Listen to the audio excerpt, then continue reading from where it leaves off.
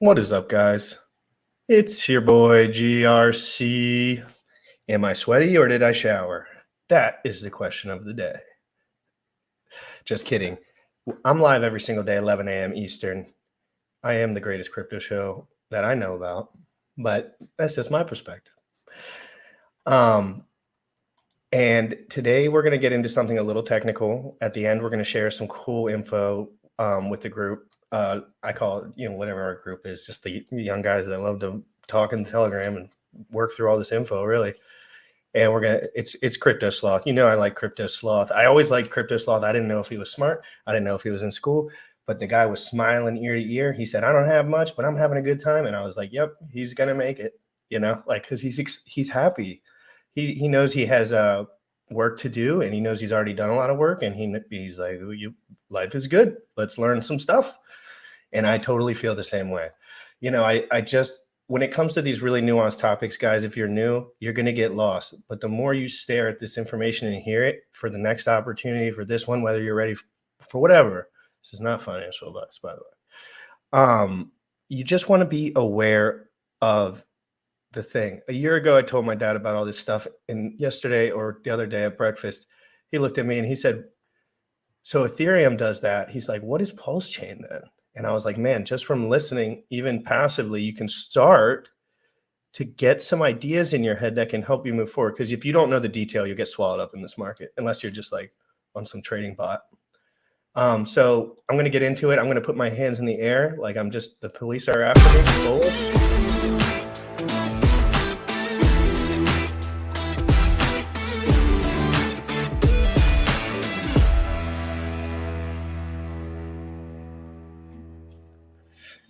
What is up, Sam? How are you doing? Oh, I just shoved food in my mouth right before we went on here. I am doing awesome, though. I'm really looking forward to this conversation. We've got Sloth coming on, and this is going to be a ton of fun. We're effectively still in launch phase for ICOSA. And because the nuances within that system, and there's nuances underneath that on Hedron, it's a little bit hard for some people to grasp, or it takes a little bit more time to kind of like let all that settle in and distill in so people get a better grasp of it. And who better to talk to than Sloth? So I'm really looking forward to about sloths. They're patient.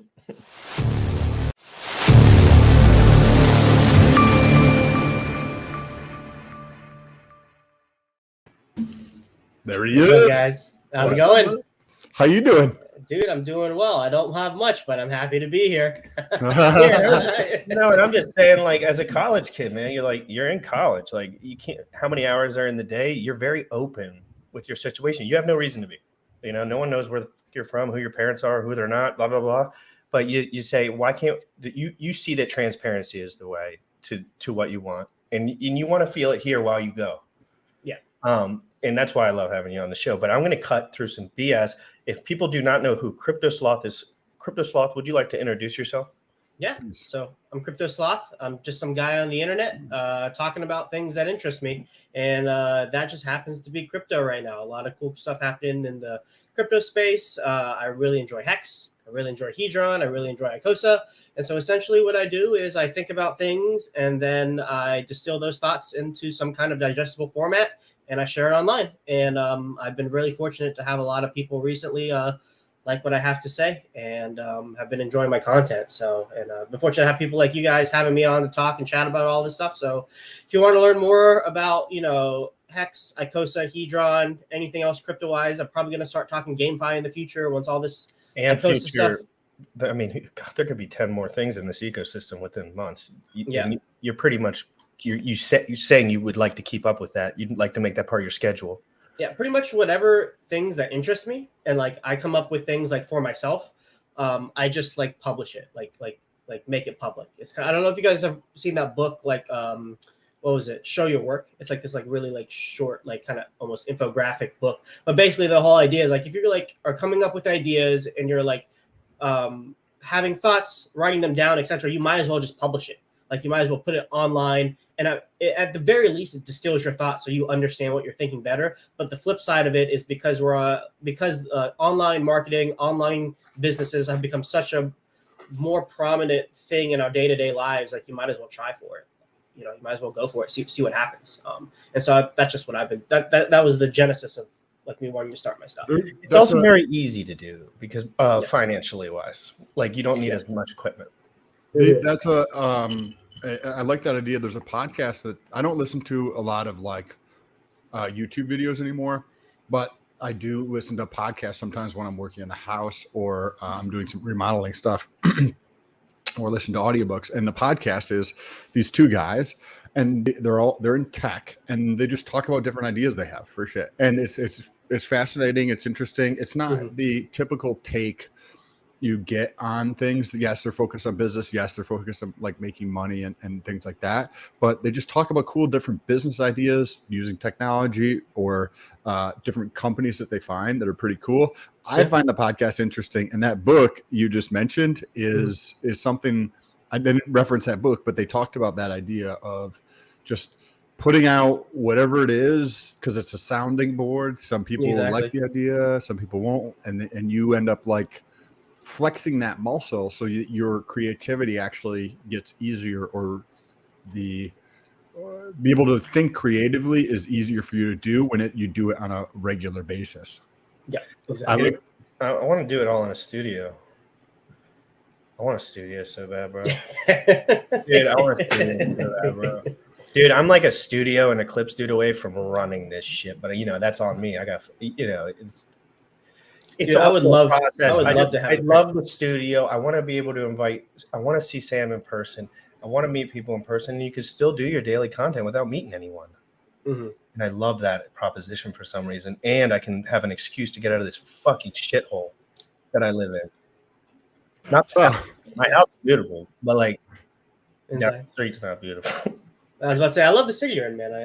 I love the city. We should get a beer too on that. We should. But so let's talk about WAATSA. Let's cut right through it. And I'm going to back up right after I say this statement. Sam, I want you to get into what you know about WAATSA and what you have questions about. I think the questions for me start to come out at like it's hard to like see the potential of something into the future that it's like massive gains in your face. So sometimes it's like like what's going to happen, right? Like what could go wrong? But again, we're dealing with software here, so you got to remember that. And in very picky software people in this community, there's a certain code you kind of have to abide by to get the okay from some people. And I think, what are your questions about the potential, what's going on now, the number of participants, etc.? So, Chad Donnerschwantz, I know GRC does. I don't know if Sloth is. He's in the comments a lot, which awesome dude. I think it's him that I'm chatting with on Instagram. Might be somebody else, but his name is Chad. I think it's the same person. And he told me that, because I wasn't really super interested in the NFT portion of ICOSA for myself, right?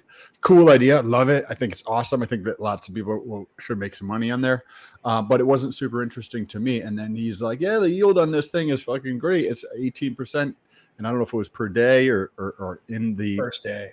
The first day you got 17% back. Yeah. And then it's been coming down since then. But when you think about that, that means that in about 5-6 days, your money's doubling, right? So if you have 17%, 18% per day for 6 days in a row, your shit's basically doubling. And I don't know what it is currently now, but I was like, I like returns. And that's a pretty quick doubling. So I am fascinated to learn about it more so. So effectively you are, and please, I'm just going to put out there what I think. And then Sloth, I want to hear your thoughts because there's a lot more nuance behind this. You donate and then you get an NFT, and this NFT gives you a place in this pool of everybody who has one of those, proportioned to the size of your donation to this pool. Now, from there, this gets a yield from ICOSA. So this is based upon how much Hedron is actually burnt, I believe. And I don't know the specifics, but I'm sure Sloth can enlighten us with that. And then you can't claim your shit or if you do claim your shit, you don't have an NFT, right? So you could flip your NFT and sell that to somebody, but then you have to find somebody who knows what that is. And if you go to OpenSea, 99.9% of people are going to have no effing idea what that is. So the best way would probably be to go through and claim it, and it's whoever that yield that was going to that one individual who did claim now goes to everybody else in the pool, because nobody else can enter the pool, meaning that at some point the amount of yield to the individual like NFT holder, if the pools, I think somebody said 14,000 people have entered so far, or 14,000 addresses. That was the first 4 days, so this is day 8. This means that this could be pretty tall order in terms of returns. Yeah, I think it's. That's why I wanted to in the pre-show before we came live, guys. I wanted to ask about the pricing floor for ICOSA, because that's what it's kind of going to hinge on. And the more I'm thinking about it, I'm like, this is a lot of like inflation on here. Yes, I know. I believe it's supposed to. It's always going to inflate, but it's supposed to inflate at a decreasing rate as time goes on. But I would love to see like more support on the floor piece of it. What are your thoughts on the NFT portion of it, but also the floor portion of ICOSA and pricing underneath it? Yeah, so you described the whole thing perfectly well. The idea is it's a limited time pool that is and your share of that pool is represented as an NFT. And if you wanted to cash in on that yield, you have to give up yield going into the future. And so the idea is that, okay, so this pool is open for 14 days, and then afterwards you can never be diluted in the pool ever again, because it's locked. And after that day 14 ticks over to day 15, nobody can enter the pool. And so juxtaposing that to the other pools, the ICOSA and Hedron pool, you can get diluted. Anybody can add principal to their stake. It resets their stake time, and now they have more points. And so because of that, you are kind of always incentivized to add capital to your stakes. But you might not want to do that because it may say you may have to wait longer to get your capital. It all depends on your specific situation. So the main thing that the WAATSA NFT is incentivizing is not incentivizing. The main thing that appeals to people about the WAATSA NFT is like easy kind of autopilot inflation within the system, because as people burn their NFTs, your position gets larger.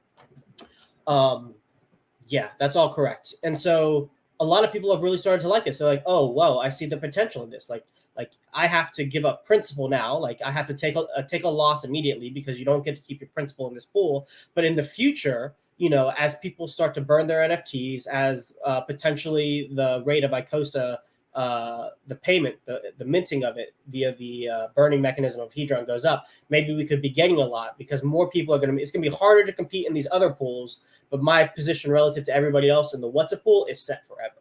And so that's what a lot of people are speculating on, and it's been doing very well so far. Yeah.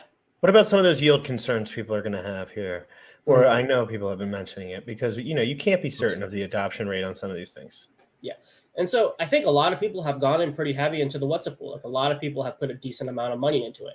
And I would say if you haven't done it or you're considering doing it, there's two things to make sure you just understand that you're doing. As one, your principal's gone, so you don't get that back. So your yield at some point has to recoup the money that you sent to the address. And then two, you don't ever get to capture that yield unless you want to give up your yield in the future. Now that second part's really important. One, because this pool, I like to call it like the Schrodinger's cat of yield. Like you both have the yield and don't at the same time. Because if you want to get the yield, you have to give up future yield. But if you want future yield, you don't get your returns now. So it's like that same kind of principle in the pool. What happens to all the funds people use to donate to get the NFTs? It's not really a donation.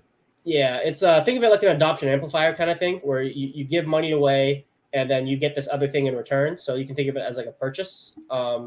But no expectations. Like the wallet owns those coins. Whatever that entity who owns the private keys of that coins does with it is their prerogative, and we have no control or right to ask or demand anything of it. So you are giving you're giving away your money to whoever owns this wallet.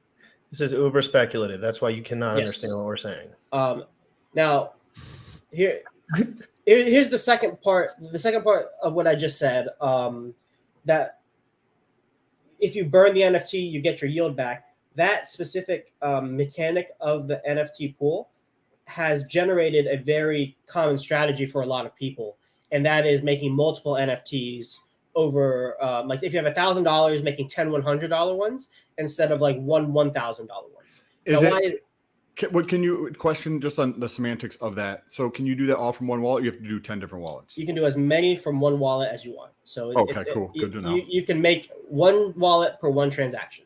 And So that's the little alpha bead too, guys. Like don't drop if you don't have that much limited funds and you're going to be sending money into there, you'd rather do it where you had some optionality in the way that you exit.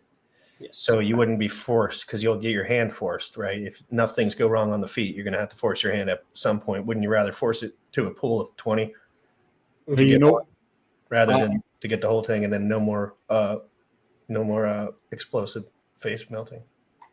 What we could do is we could put together a site and we will purchase your NFT. And because people are going to want to sell these things, we will purchase them, and just make sure there's like a 10% discount to whatever is selling in the marketplace. If you need liquidity, we'll buy them at a 10% discount.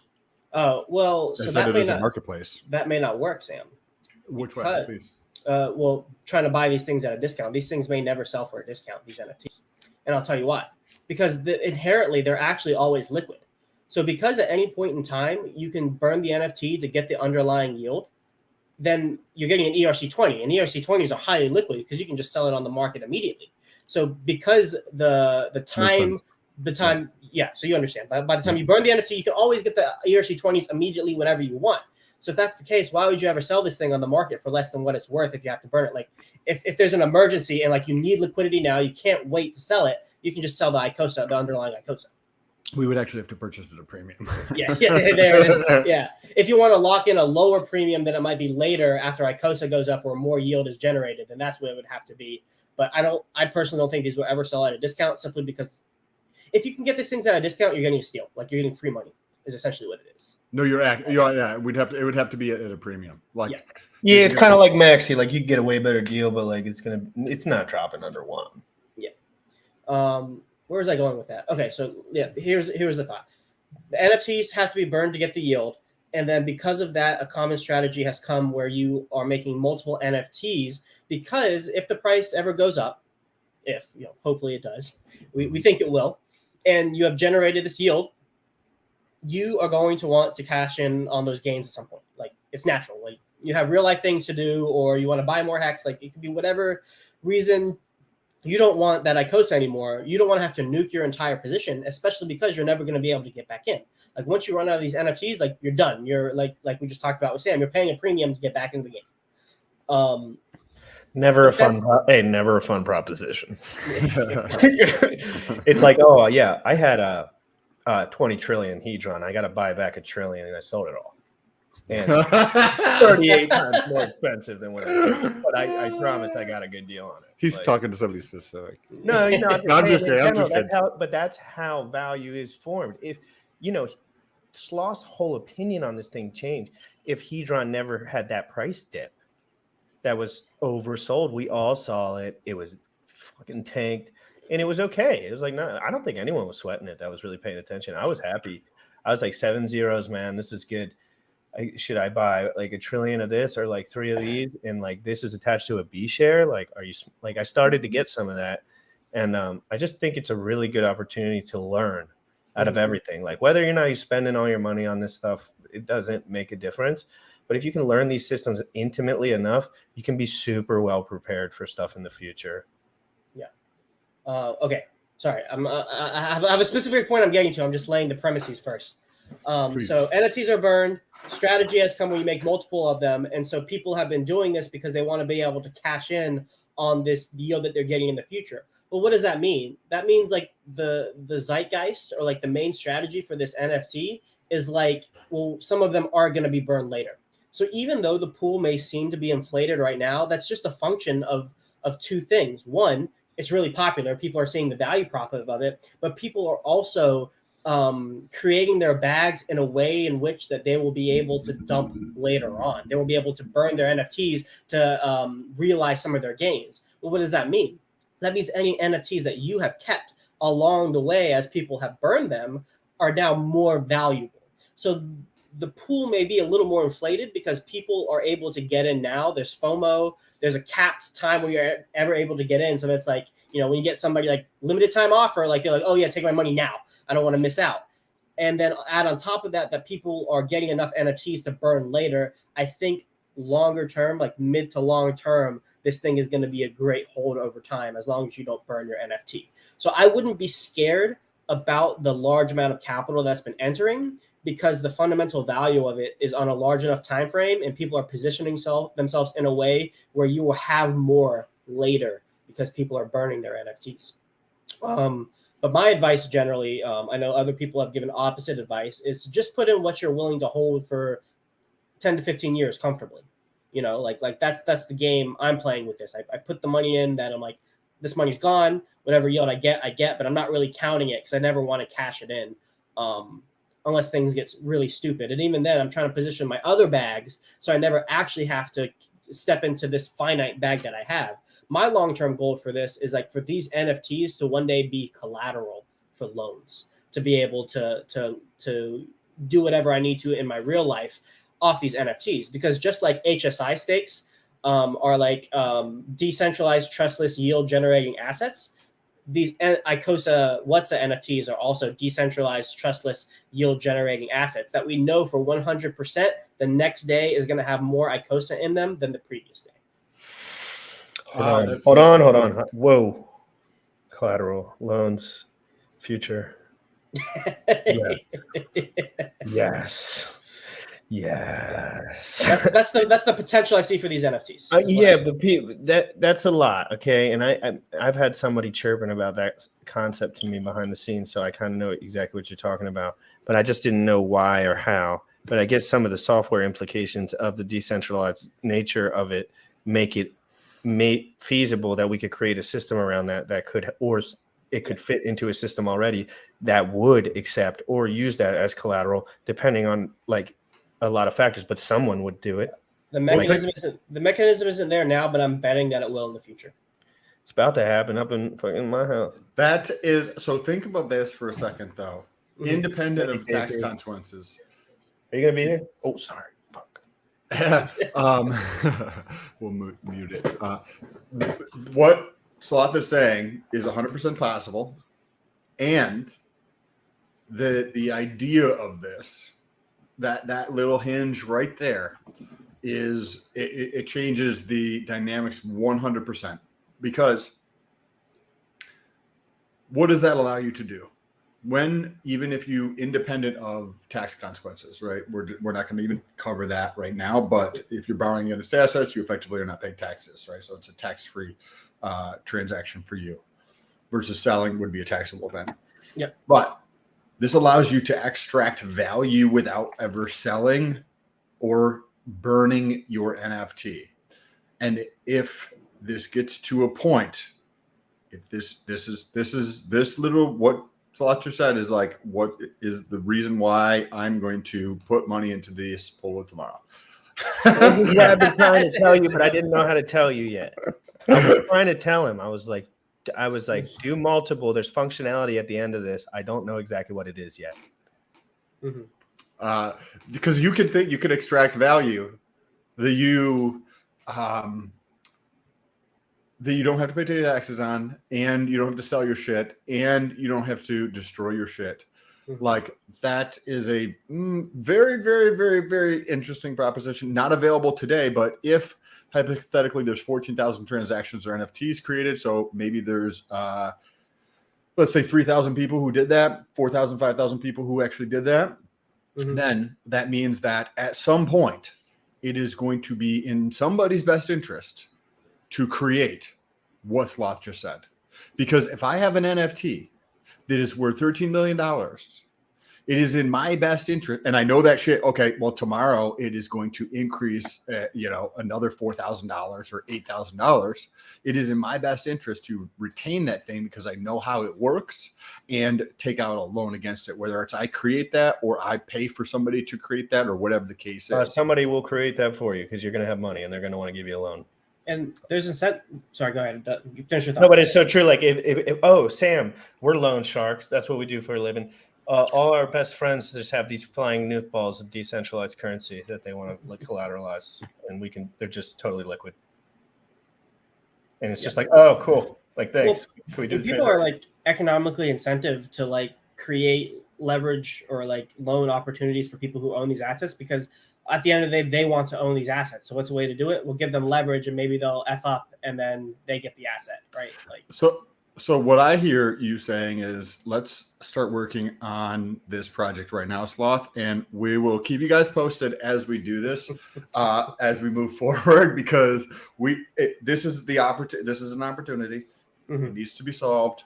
You saw it probably before most people did. And I think that we can, I know that we can actually go through and solve this. So let's take this and move this into actual fruition so that there is that option on there and make it really, really dope, right? Because it's going to only be a small subset of people who use it, but to those people, it is going to be extremely, extremely valuable. I love that. Now, this is all predicated on the value of ICOSA. yes. Right. So we have a pretty firm ceiling on ICOSA from the ARB. Right. So for people who are listening and you're not sure, so I'll have Seth. I'll have Sloth. I was just talking to my buddy Seth. Sorry about that. I'll have Sloth tell you what that ARB is. And then there's a slight floor. It's like a wobbly floor. It's like a plank of a floor, but it is still there and it's still solid. It's just not super fantastically like as great as the ceiling is, and that's where this is all predicated on, because of, you know what I mean, like we talked about. I'll tell my idea after you share those two things. But what are your thoughts on the floor piece? Can you talk about the ARB? What is the ARB, why it's there, and then the floor underneath it? Yeah, so that's a great point, and this is something I've been thinking about a lot lately for my upcoming stream that I'm going to do, and whenever that comes. But basically, the intrinsic value of ICOSA is directly connected to Hex, and it's directly created to the B share. And I think more specifically, it's directly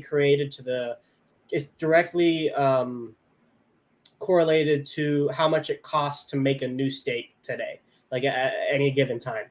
And the reason why that is because of an arbitration point, and that's pretty easy to understand. If you could take $1,000 and put it into Hex, 5555 it, and then sell it to the ICOSA contract, and then take that ICOSA and sell it for $1,200, well, then anybody who's going to do that, if that opportunity is available, anybody who's able to do that and knows about it is going to do it, because they just immediately profit $200. And so that is the ceiling of the price, because anytime the price goes higher than whatever that point is for ICOSA to be worth more than what it is to stake it and obtain it via the native mechanism. And so I'm just native mechanism. Whenever I say that from now on, just means buying Hex, staking it, and then selling it to the contract. That's what I'm going to use to refer to that. So then if the price of ICOSA via the native method of getting it is higher than it is off the market, then people are going to do that to bring the price down, because they immediately profit off of that price differential or that market inefficiency. Now that's a hard ceiling. Like, the force of arbitration is an incredibly powerful force that, because people are economically incentivized to do it, it's just gonna happen. We can pretty much I love that you can find human nature through these points, like, because you don't know this until you're all the way in it and you do some of it yourself too. Like, you've been influenced to press the buy button on some stuff maybe prematurely. It's just the way life is, because you got to get to figure stuff out. But it's crazy. It's I forgot my point. Understanding human psychology. Yeah, dude. It's like, you're basically, so when you play games, right? This is my best example. When you play video games with microtransactions, like RuneScape 3, for example, it makes it so easy for you to purchase. I say this all the time, but like, it almost could magically scoop your money. It's so easy. It's like you just like open the front end and like somehow like the purchase page is up. GRC, are you buying daily spins? No spins. No, I went on. I got excited for like a week about it, and then I was like, it's not fun. It's because you can just pay for everything. You got to go to old school RuneScape, man. I know. But anyway, like, you could see, like, I could tell what other humans are doing within these front ends, because I did it myself in the beginning when I was really excited. And then you realize about these arbitrage points, there's guys that just look for arbitrage value. in certain communities, and they just sit there and they arb, and they have a lot of money. So it's like if they take a little loss, it's not like it's whatever. Yeah.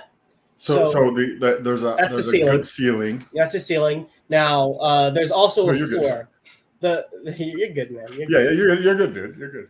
There's a ceiling and then there's a floor. Now, technically, they're the same thing. Like the ceiling is the floor because it's the same price point, but it's a different mechanism that sets why it wouldn't go below that price versus why it would go above.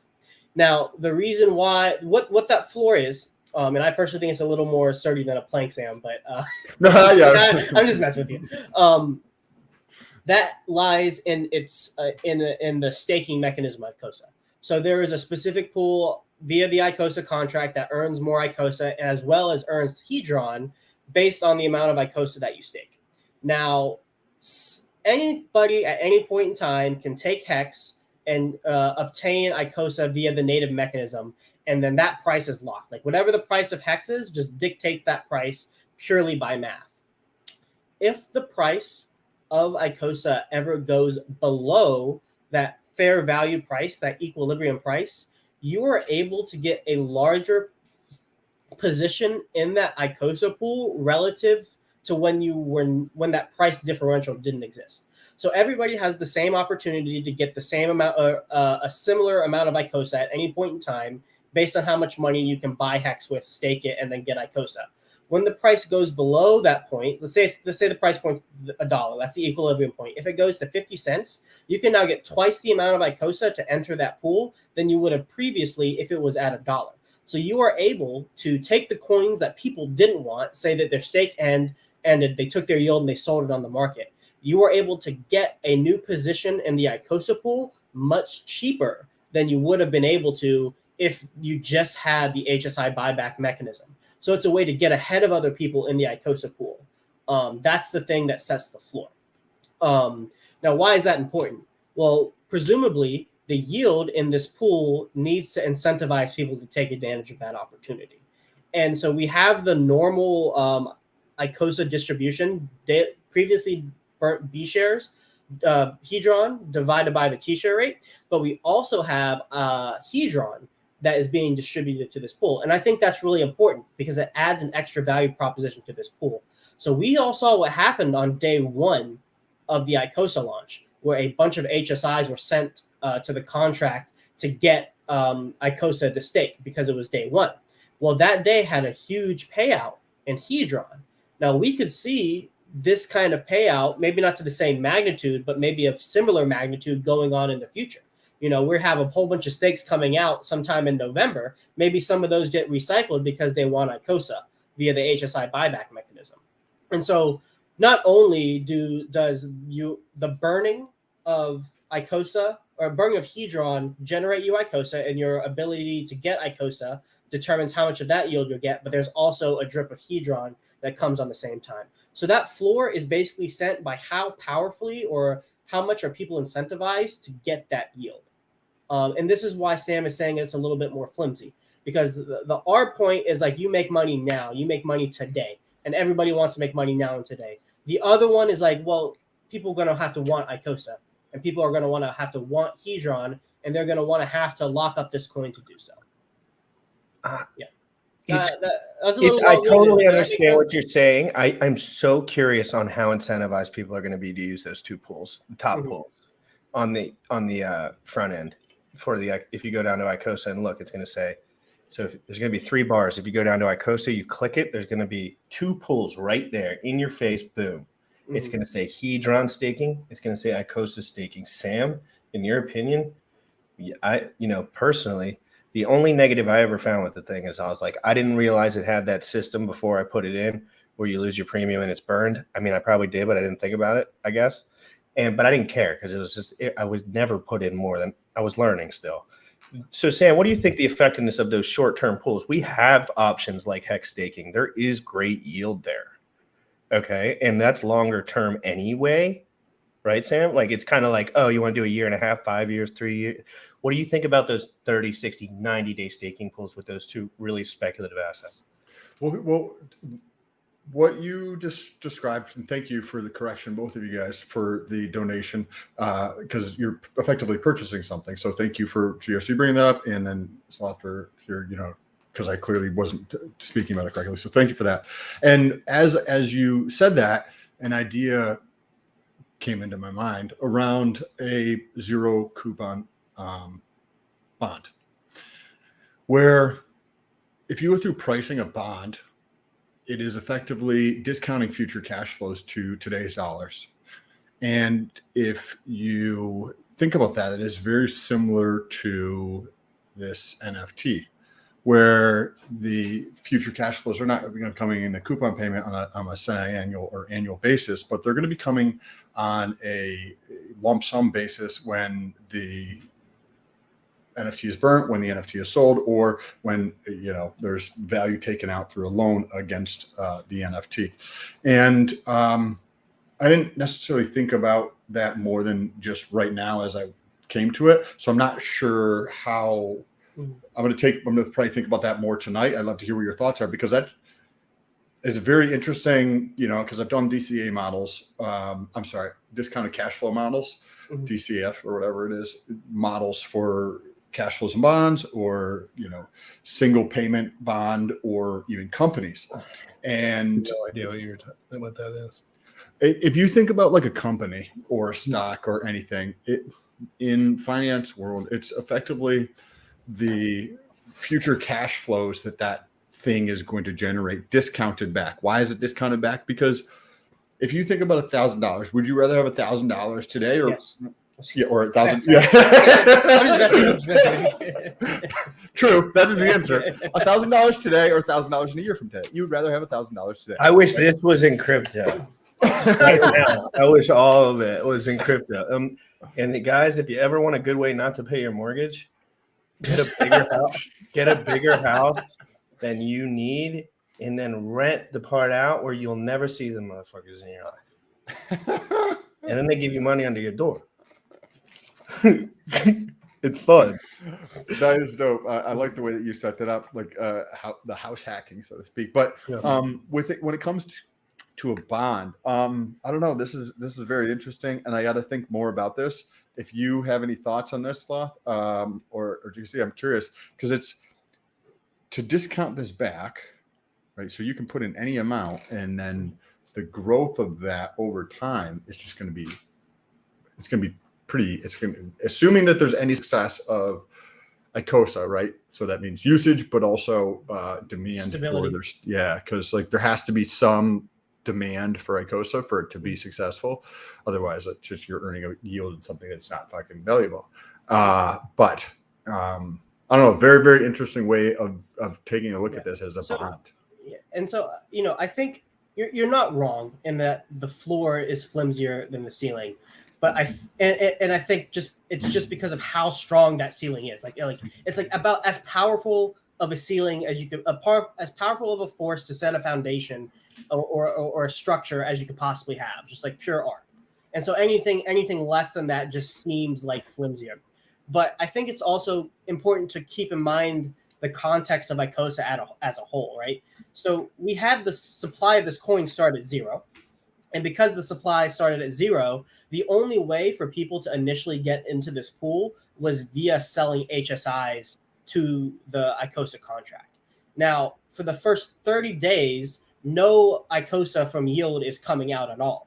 But the ICOSA that's coming out from the yield, from the people who sold their HSIs to that system, are the smallest players in that system. They're the ones. It's actually like less than like 6 ICOSA. Something like that. Like I think there's about 700,000 ICOSA. The total supply is about 700,000, and so I think the position that you would need to be a turtle, which is like the 30-day thing, is like 70 or 7, which is basically nothing. So everybody is pretty much over the 30-day period.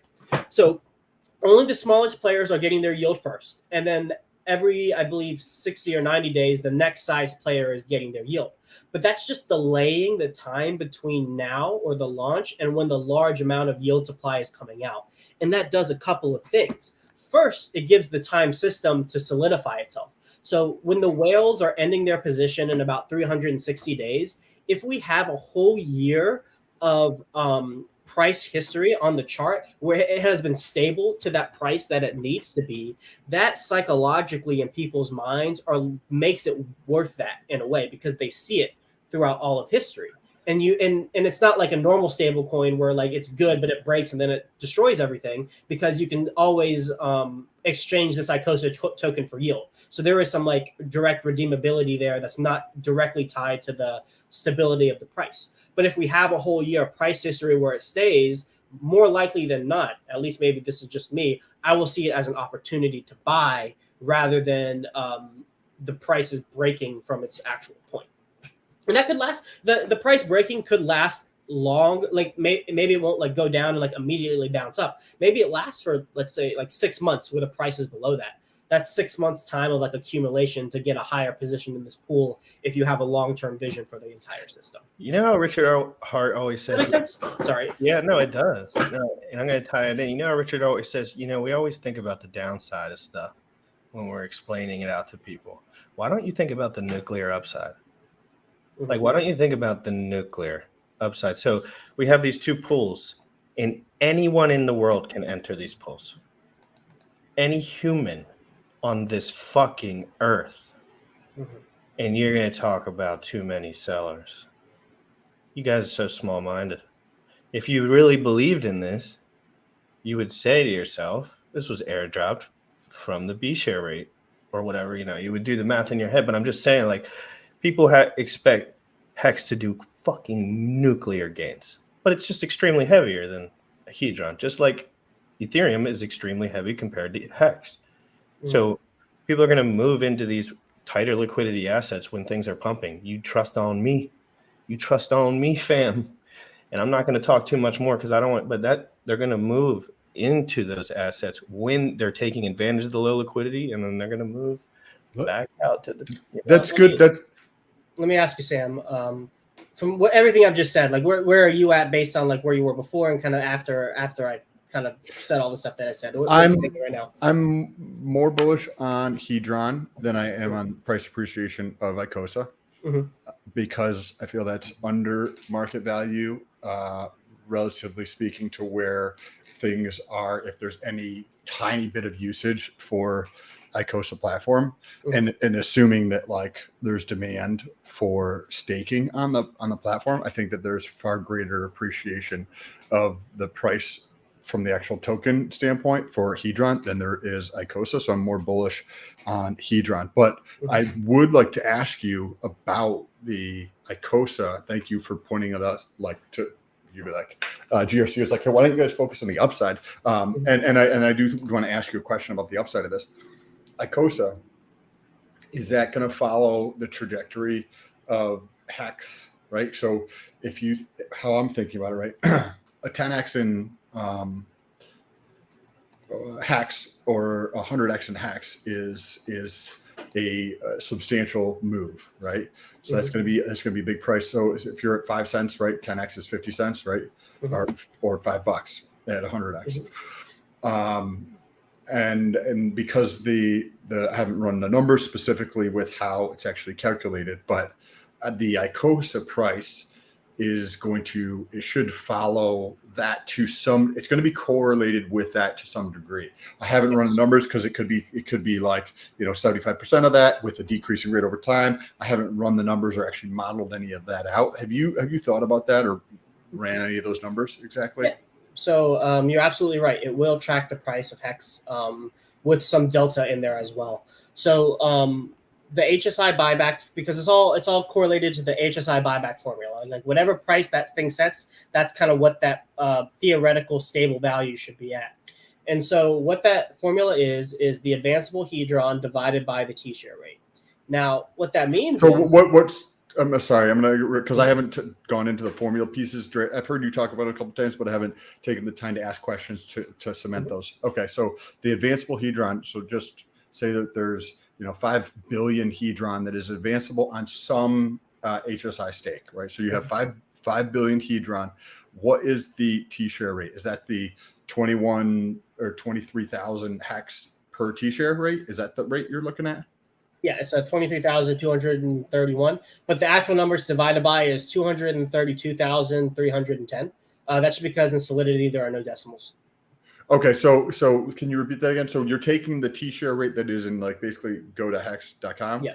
That T-share rate for a 1-day T-share, taking that rate, and then there's a little bit of rounding error because of how Solidity is coded. So is that whatever the rate is there? Is there what's the way to think about the rounding error? Well, okay. So here's the technical thing. It's advanceable hedron divided by the T-share rate times 10. And so technically the T-share rate is 232,310.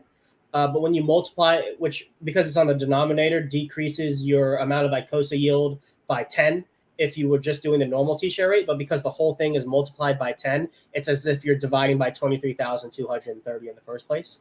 So the formula, one way to think about the formula is the advanceable divided by the T-share rate, then multiplied times 10.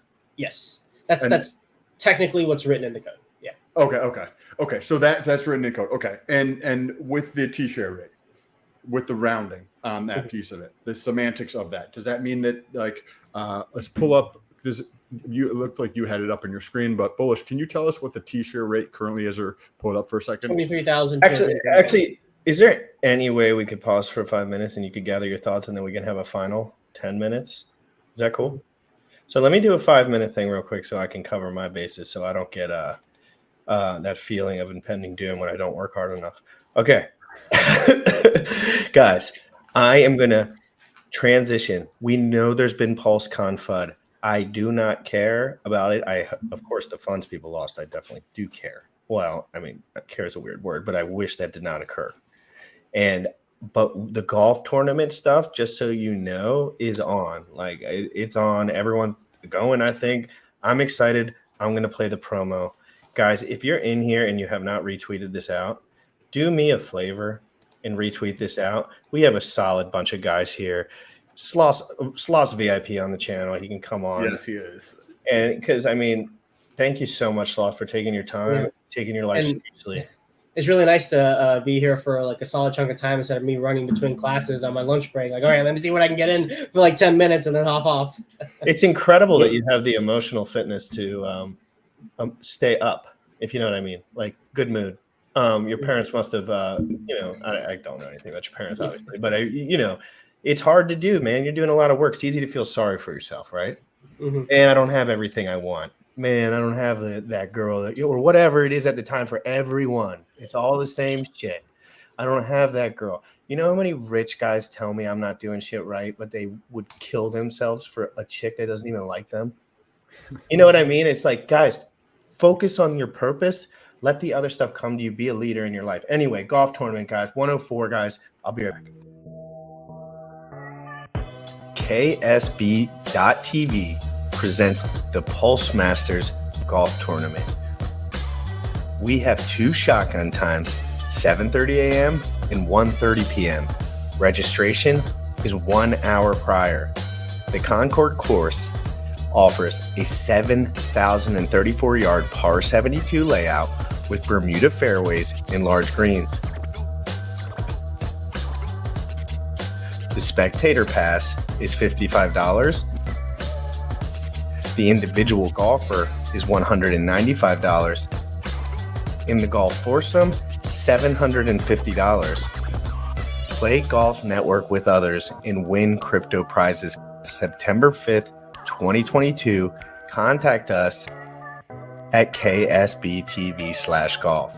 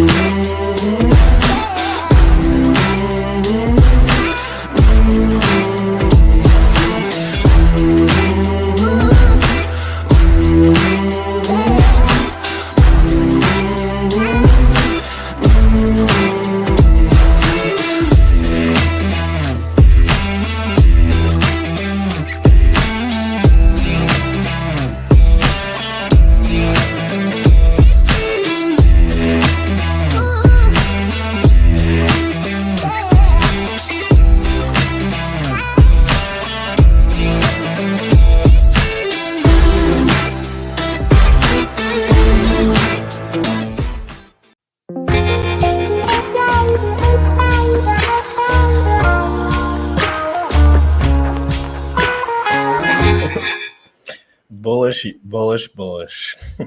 I love the That was essential incredible. music. I That want was you a- guys to know my hands were not in play while that was occurring. Everything that went on right there was behind the scenes, all the transitions. Everyone biceps in the chat for bullish. Absolutely. There was a nice interlude to get back into the conversation here with the semantics of the formula for minting ICOSA from the HSI contract. In what we were just talking about, so if there's a HSI that has a advanceable hedron of approximately 5 billion hedron, Mhm. or it'd probably be 500 million or something, right? But say if it was 5 billion and the current T-share rate is 23,231, then you divide 5 billion by 23,231 and you multiply that times 10. No, if you divide by 23,231, then that's just what it is. Yeah, that's what you're getting. That's what you get. Okay. So what you sent me in the private chat, 5 billion divided by 23,231, that's the output. That's the output. And then there are bonuses too that you could potentially get. So what does that have to do with the decimal place? Like why do you people talk about solidity? I probably shouldn't have mentioned it, but originally when Alex wrote it, it would be 5 billion divided by 232,310 because of the way Solidity is coded. Later on, he decided to 10x the amount of ICOSA you can get via the HSI buybacks, just to make the yield of it or the output of ICOSA closer to the staking of it, closer to the staking yield that you would get. So he wanted to bring those two outputs kind of closer together, kind of provide incentivize people to provide liquidity more, like give people the HSI buyback so like they have more coins to provide liquidity with, stuff like that. I shouldn't have mentioned it. I should have just said T-shares. That was my bad for confusing people. No, that's all right. That's just the sequence in my head when I think about it. Something on this show that went so far down the rabbit hole that we felt like it's crazy because like no one knows what you're saying. Then you say no one knows what you're saying, and they're like, oh, that crossed the line there. No, but again, I want to simplify what you guys are saying a bit, if you don't mind. And you guys are incredible so far. And this is just like, it's like if there's a dictionary, there's one for this, and people haven't read it yet. So it's like you got to know these words. But can you talk about some of those yield that you're? What are you talking about exactly, Sam? I've been playing with the comments a little bit, but I kind of with you. But what are you trying to get at? Me? Yeah, with like the numbers in the chat. Because I wanted to just understand what is going on, because then you get a better idea of, if I have a better picture of the world than other people, then I get to make a better decision. I know where that little that tangent was the context of that. I was trying to describe like the projection of like ICOSA price relative to Hex. That's the phenomenon I was describing. If you remember that was the conversation. Yes. Okay. Please. Yes. Yeah. And so the reason why I brought up the formula is because of the denominator, the T-share rate. So you have the advanceable hedron part of it, and that kind of like sets part of the price. But because the T-share rate is always going up, even the same amount, the same stake that has say like 10 T-shares in it, it's going to get less ICOSA over time, even if you resell it 2 or 3 times, because that T-share rate is going up.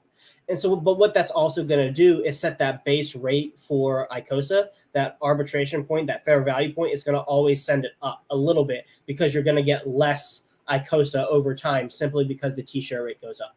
And that's what's it's going to track the price of Hex, but it's going to separate by that. Or let's see, which way should I do it? It's going to track the price of Hex, but it's also going to separate a little by little as the T-share rate goes up, because it gets natively or intrinsically more expensive as the T-share rate goes up. Does the copy aspect of this? Oh my god! So we get a copy of all this on the Pulse chain, and I can't stop thinking about those NFTs and the copies, because those NFTs have so much weight, in my opinion. And then you get those copies, and then I'm like, what the fuck? Like how risk on of the asset, or how speculative, or how little users until nobody's providing liquidity? It feels like it just can't happen. It feels like people are going to provide liquidity between them. Like all of these things, like all of them. I'm not talking about that was just what I was thinking about. But in general, when you copy all these things into 2 and have them on 2 systems, there's technically 0 value on the other side. Mm-hmm. Does it have automatic value in your opinion? Some of these, you don't have to mention those specific ones, but some of these things that are getting a little more down the like less liquid kind of.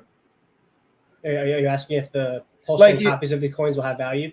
Yeah, like I know they'll have value. Like is it guaranteed that all these things have value on the other side, in your opinion? If Hex has value on these other things, then Icosa and Hedron will have value too, just intrinsically to how they're designed. Right, and that's just because there's opportunity there, and people are going to naturally have to provide liquidity. Yeah, and say eHex dies on Ethereum once Pulse Chain launches because all the attention goes over there. Well, that's opportunity to people to get more yield on the Ethereum side of Hex than before, and so presumably some money will flow over there just because the delta between how much yield you can get on Pulse Chain versus Ethereum is so great that now people are going to buy it up. Like the value prop hasn't changed at all, so therefore people will still want it. There'll be some self-selecting in terms of like the people willing to pay higher fees are going to be people who have higher bags, right? So there's going to be some self-selection in like in terms of like who is going to take advantage of the yield differential between Pulse, if there is, right, between Pulse and Ethereum Hex, right? Because those could fluctuate. So you were saying the price of Icosa, you see that tracking the T-share rate in terms of the appreciation? Yes. Like if you go to I don't remember what site it is, but there's a site where it has the current T-share rate, like its chart, and it also has the projected T-share rate. And basically the Icosa chart is going to look exactly the same, pretty much, theoretically. Is it because it's going up at a slower rate? The only way that would actually be more convex, right, than the T-share rate if that was coming, linearly out, the demand would have to be increasing, right? Because it would actually be concave downwards, not upwards. Was that right? Where you have an asymptote line, right? So say Hex T-shares, right? They're going up. Educated. Hex is the T-share rate is just going to continue to go up and climb, right? I think I don't know what how specifically graphed out that is, but because it's a ratio which Icosa's minted at, that's going to be decreasing over time. So instead of going up, concaving up this way, it's probably going to concave out this way to a flattening, right? Yeah. Okay, interesting. That's fascinating. But when I think about these from a price appreciation standpoint, and I'm looking at because I want X's, right? Like I look at Icosa, and then you're like, okay, this is going to track the T-share rate. I look at Hex, right? We believe that that's probably going to go up too, but there's a lot of weight there relative to Hedron, right? And then I look at Hedron, and it's just like, oh my goodness, this thing is like a butterfly. It's like light as a feather. And shit, I don't know if I think in the last 48 hours it's up like 30 or 40%. I haven't checked the markets at all. All I know is Hex and Hedron bounced pretty hard. Up? Yeah. From the 3.7 low yesterday, what did we get up to? Bottom wick was 3.7 yesterday. Yeah, let's see. Anyone snipe that in the comment? We're at 2,000 for 5 zeros in 2023, and Hex is basically 5 cents. Oh, wow. Whoa. Golly. Those traders are getting steaks tonight. They say that, as they say in the street. Those traders are getting steaks, and they're waiting to sell right again. Yeah, well, so I have a point for what you were just saying, Sam, and I think you're right. The upside of Icosa is capped, at least more obviously so than Hedron. I will say this. Hedron does have a ceiling cap too, and that is its fair value point. It's just so low, so far below it right now where there's just more opportunity. But there is a ceiling there. Now, with Icosa, the price appreciation of it comes with the price appreciation of Hex, because it's tied to the value of Hex.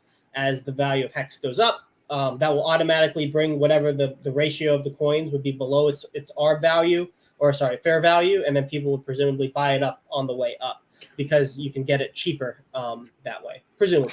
Howard, I want to hear the ceiling thoughts on Hedron, but to before we get into that, it's one of the ways that I almost am thinking about it is Icosa and Hex here, and if you take a rubber band between these two, right, so it's tied to each one of my fingers, and you pull the rubber band down here, that is what is Hedron right now, where it's gonna fucking pop because there's virtually no liquidity for it whatsoever, and demand's increasing, supply is decreasing. Like you have these just like the perfect storm of things that are all happening at the same time, and you're like, what is going on right now? But what is the ceiling? Can you talk about the ceiling, because it's not something we've talked about really on the show? Yeah, so the ceiling is simply the it's an arbitration point as well. It's the exact same as actually ICOSA. So say you could go on the market and take $1,000, buy Hex, stake it through an HSI 5555, and then that advanceable hedron that you get is worth more than the $1,000. It's worth $1,200. Well, just like before with ICOSA, you would take your stake, take an advance on it, get your hedron, immediately sell it on the market, and congratulations, you have $1,200 for $1,000 out of thin air. And that's what the ceiling is, because then the price would get sold down to where it's equal to that fair value point. Would it though? And I'm not saying, because I haven't thought about this right for a while at least. Okay, so you have that $1,000 HSI that you put in from a hex standpoint, and you can mint out, or you can advance out hedron that is $1,200, right? So you have $1,200 that you can go sell in the marketplace right now, and take that $1,200 and create another hex stake, but you still own that previous hex stake. So think about what you're saying right here, because what ends up happening in that circumstance? If I have $1,000 hex stake and I minted $1,200 of hedron, I can go create a $1,200 HSI stake that I can mint, say, $1,300. What am I going to do with that $1,300? I can pay off the $1,200, and then I can just repeat the process back and forth, right? But that's not. I'm going to continue to do that over and over again, but so the price doesn't make sense to do it anymore. Yeah. Well, so it may not stay that way forever, because the price is going to go down. Like the hedron price is going to go down. Like when you sell your hedron, the price goes down, and people are going to be doing that until the price makes it so that you can't do that anymore. And that's why it's a ceiling. So like but you could just pay off the loan with that new hex stake that you made, right? So you'll be able to presumably, well, if, and this is if, well, no, because if you're making it at the same time, then the T-share rate would be the same. So if you have more money, then you would be able to get simply the same amount of T-shares. And as long as you're staking at 5555, then you're going to be able to get even more advanceable hedron back. But base, what's happening? Well, more hex is being locked 5555, right? So the first thing you did, the very first iteration of it, you took hex, locked it 55555, got your hedron back, and then you bought more hex with it, locked it 55555. Okay, and now you have two hex stakes that before, all this hex that was on the market is now locked up for 15 years. So even if you get to keep them, the price of hex has now gone up. Presumably, if enough people do it to move the price. So if the price then goes up, then that floor, that ceiling, is now a little bit higher than it was before. So you're selling down the hedron price and performing actions that will kind of bring that hex price up. So the next time this opportunity would present, the hedron price would then have to be higher. But also you have to think, maybe not everybody will. Maybe people will do it. Well, not necessarily. The hedron price wouldn't necessarily have to be higher, because the B share rate is going to go down, which means that there's less advanceable hedron, which is so that would be kind of like. Well, if you get less, right? But if you get less advanceable hedron, you need the price to be higher. Oh yeah, gotcha. Thank you. You were about to say something, and I interrupted you, please. I didn't lose track of that. Now that is one thing you can do. Like, so do it one time, get your $1,200, make a new stake, advance, pay off your loan. So if one that's going to burn hedron, because paying off a loan is a hedron burn, so that's going to give you some ICOSA yield as people do that at the same time. But also there might be people who don't do that. They just take the $1,200 home because maybe that money wasn't allocated to 15-year stakes. Like, it was new money. It was just fresh USDC that they had that wasn't going into a 15-year stake. So they don't care about the 15-year stake as much. They just care that they have more USDC because that was that part of their portfolio. Well, at least some percentage, presumably a higher percentage of those stakes that get made because of the arbitrage opportunity are then going to end up on the liquidation auction to then burn hedron. So, but what that's doing is, like, you have this short-term arb point that brings the hedron down, but in long term, in 90 days, more hedron is going to be burnt than what was taken in the advance in the first place, simply due to the fact that you're bidding on the hedron in the HSI and the hex that's in it as well. So net, taking advantage of the hedron ceiling, if it ever like cracks it, ends up with more hedron being burnt down the line. And is there any sort of floor, depending? I mean, like whether you think it's weak or strong or whatever the case is, under the price of hedron? Yeah. Well, so now the floor would theoretically actually be the same as the ICOSA because we have a staking pool. And actually, it's good that we're talking about this now. I was thinking about all of this stuff not too long ago, like yesterday or 2 days ago on a drive. So it's good that we're talking about it. I can get all these thoughts out, like verbalize them. Yeah, this is awesome. But I actually, love this. well, I thought about it, and like hedron and ICOSA are kind of like, when you think about it, fundamentally like the exact same thing. And I have a big stream that I'm planning where I kind of like outline this whole like thesis on the entire system and how we can use it to like pump hex to like forever. And it does it in a way that it's actually like, if you're trying, basically what I'm trying to prove is that if you do the thing that's best for you and your bags, then hex will pump forever. Like the thing that is most selfish to do is the thing that's best for everybody. That's what I'm going to try to argue for in my next stream. But anyways, the floor for hedron is basically the same as ICOSA because there's a staking pool now, but it's not as strong as the ICOSA pool because so many other people have hedron immediately as well through their mintable stakes. It's a little easier. It's easier to get hedron than it is ICOSA because you don't have to necessarily give up your hex stake to get hedron. You just have to wait. But with ICOSA, the first people to get it, you needed to give up your stake to get the ICOSA. But that's only at the initial, because now it's on the marketplace. So at T equals 0, yes, right. But now, after that period of time, you can go buy, and there is some liquidity, but there's also there's very low liquidity with hedron. Like even at like a couple $100, there's like a 1% or greater slippage in the price movement of hedron. And I haven't really played around with the slippage for ICOSA, but I would assume that a couple $100 you probably get slippage as well with ICOSA. So in one sense, you could have kind of like almost equal levels of liquidity for something that's been out there for 7 months at this point to something that's been out there for 7 days, right? So when you, I mean, like,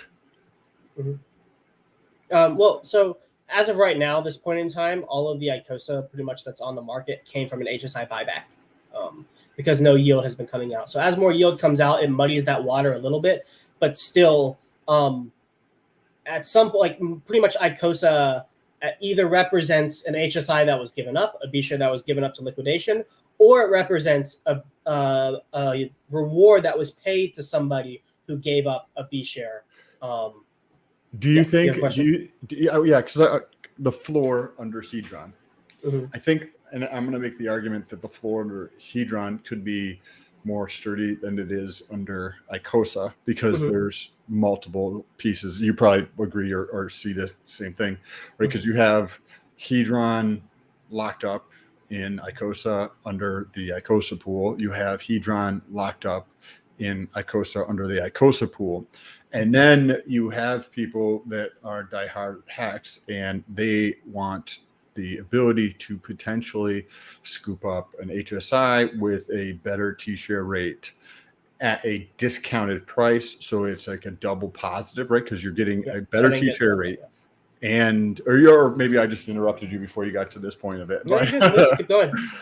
You can pick up a T-share that is from the past, so a better T-share rate, and you could potentially pick it up at a discount.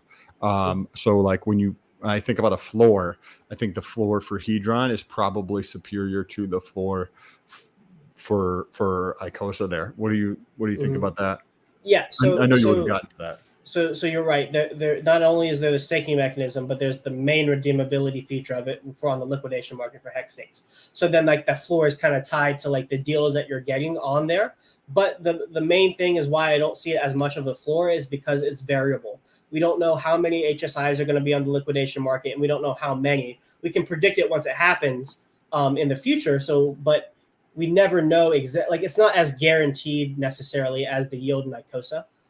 Even though that's not necessarily true because we don't know how much hedron is going to be burnt. Because the thing that the doorway this all hinges on is the demand for ICOSA, right? Because if ICOSA is garbage, then this kind of like whole thesis of both pieces are going to go down drastically, right? Like not hedron or not Hedron's not going to go down as much as Icosa because there's some utility to this in the near term, even if Icosa doesn't get used in the future, right? Mhm. So if Icosa goes to zero because there's selling pressure on there or whatever the case is, this can still have a positive impact on Hedron, where the other way isn't, you know what I mean, flipped around. Mhm. It's not going to be the same thing there. Mhm. So both pieces are all hinging on like Icosa's utility or like the ability for the floor to stay relative. You know what I mean? Mhm. And Yeah. then once demand once coins start going on the market from this yield, it is going to be super interesting to see how that plays out. If there's enough demand to soak that up so that it keeps it up high enough. You know what I mean? Mm-hmm. Yeah, no, I agree. I think talking about this from a theoretical perspective and then seeing what actually happens is going to be good to know, because we really don't, like, me personally, I think it's going to hold. Like, that's my personal opinion based on my valuation of theory, but anything could happen. Like we really don't know what's going to happen, and we can argue till we're blue in the face about what's going to happen and what's not going to happen, but we're not going to know until we actually know. But I definitely I do agree with you that the Hedron floor is both it's both a factor of the staking yield that you can get because you can stake it, and it's a factor of what you can redeem it for on the liquidation market. Yeah, and it comes into right, because I think that we probably all agree on that Hedron has way more room to pop at this moment in time. Could change over the next 3 to 12 months or something, but I like to say nukes in China can change things quick. you You know what I mean, though? Like, that's a funny way to say, like, things do happen in this world that we live in. But I have a lot of faith in what's going on here in general, like this energy of because it has to. There is trust with all of this stuff. Like, it doesn't care. I don't care what anyone says. But trust the right people, guys. I'm done calling people out. All that shit I was talking earlier I was literally geeking out, smoking dope, and fucking laughing.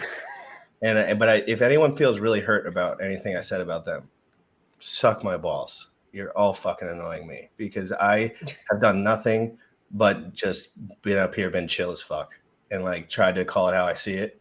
And if you think that I'm some big deal, and why am I a big deal? Go fucking tell someone else what to do, please. Don't tell me what to do.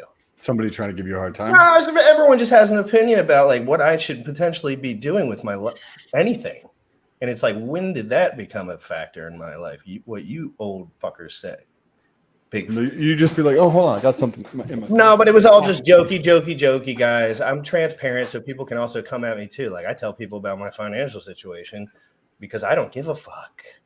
But if some people like to just, laugh, I'm like, I'm just trying to be honest with everyone so they can get a clear perspective of what it looks like. Okay, that's it. If I've had a lot more money than I do now. I just literally looked like I was homeless the whole entire time. So, you know what I mean? Like, some people are just different. Like, I don't have that desire in my heart to go to a club in Miami. I just don't. Yeah, same.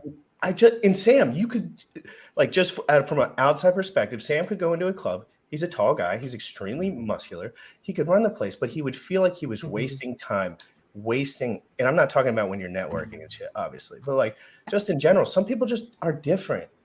Like, people are like, do you want to be rich or do you want to be right? I'm like, I want to go to bed at night and not feel like I didn't work hard, because that's what my dad told me makes you a fucking piece of shit. And I just believed him when I was little. So I was just like, you better be working. And so everyone's different, guys. Just remember, some people enjoy their life all the time, no matter what happens. So it's just, that's what I like to push, emotional fitness, all that stuff. Guys, before we get off, I want to say, Crypto Sloth, I want you started a business. You're an absolute inspiration, by the way. Well, thank I you. 100% support you. Okay. So tell the people a little bit about your business and what you're getting into in the last day. And I'm so proud that you're getting this done with your busy schedule. Yeah, man. Thanks so much, and thanks for letting me talk about it on your stream. I appreciate it. But basically, I opened up consultation service. So if you want to buy an hour of my time to talk about, probably Hex, Icosa, Hedron, that is now available to do. I will say this, you know, I will continue to pretty much put out everything that I know for free on my YouTube channel. So like, you know, you could probably, anything we're going to talk about in a consultation, you could probably get for free from my streams and my clips and the guest appearances, like what's happening right now. You can get it all for free. You don't have to pay for it. But for anybody who just wants to sit down, you know, go back and forth, you know, if you want to have a bunch of questions you want to ask, you want to get them all asked, like all in a row, or like you want to talk strategy, or like you don't want to waste, you know, or not, maybe not waste, but you don't want to spend 10, 40 plus hours trying to understand all of this stuff. You know, feel free to grab a consultation with me and we'll chat for whatever you want for an hour, probably more. If you go on my Twitter, I think, let's see, I have my Twitter, I think in the private chat. You want to throw that in the chat? Yeah, I'm going to throw that right down there.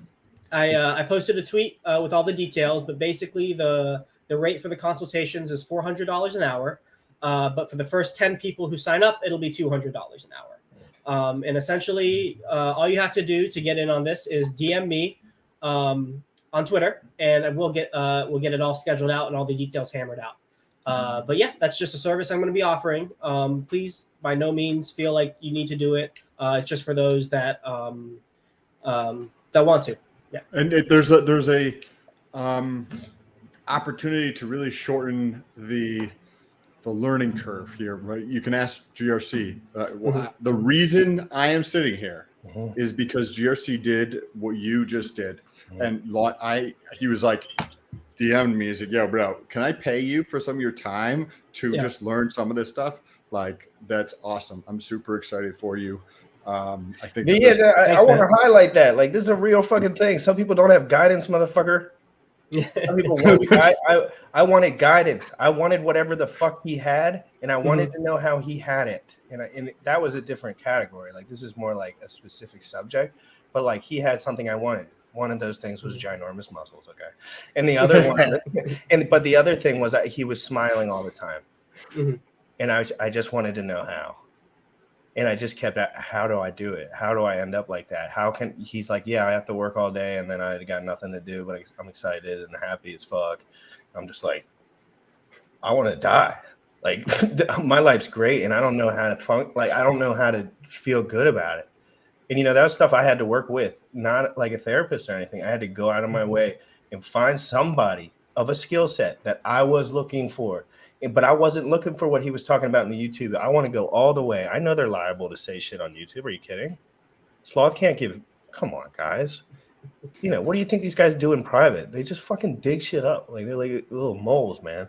And you can't say everything, Sam. You just can't, because it's like, oh, Johnny got his first check for $5,000 and he put it all in a WAATSA NFT and then fucked up. Like, so it's just, once you get into some really nuanced stuff, getting a consultation, in my opinion, is the most fast, effective, and direct way. Because in my life, I like time. Time's my big money thing. And I wanted my learning curve to be over. I was like, nope, I want to be done. I want to talk to this dude for a couple weeks, a couple times. Get this over with. Then we became friends, of course. But guys, that was incredible. I'm so excited for the future. We are so early. We're just little infants in an embryo of financial, like, and there's paper hands everywhere, guys. It's paper hand USA. Scoop it, baby. Scoop that. Seriously, scoop it slowly. You don't have to, if your heart's beating to make a move, you need to sleep on it. You shouldn't be beating about it. Do some math, talk to your buddies, make a move, don't over leverage, and don't sell that shit. Get more of it by producing more yield. Okay, producing more coins. You want more coins. You know what I mean? Get some more coins, guys. Everyone have a great day. This has been fucking incredible. Hey, Wednesday. Yes. I think Wednesday. 6 p.m. EST, Sloth and myself, GRC, if you'd like to come on, we're going to do something Wednesday evening, 6 p.m. EST. 6 p.m. So that's gonna be another awesome episode. And guys, looking forward to it. This is a sneaky one. There's some alpha alert. I was talking to Dipcatcher 101, and he said that we're launching before Vegas golf tournament. That he kind of slid that to me. He didn't say when. I'm doing a marathon. I want to cover it. I want to cover all of it, and I want to see the yield, and I want to see the differences between Echosa, Hedron, in some of those plays. I want to talk about all of it for hours on end. Okay. Guys, everyone have a great day. Farming with my stables in the decks. I'm holding IRA and never flex. I'm sticking all this shit on Everest. And I'm balling ECF. Farming with my stables in the decks. I'm holding IRA and never flex. I'm sticking all this shit on Everest. You see, the problem was these epochs. Now I'm printing daily, man, who need that? I check my APR on VFAT. And the regulation printing big stacks. I simple swapped it for some BNB. Took my shares and I made OP. What's going on, guys?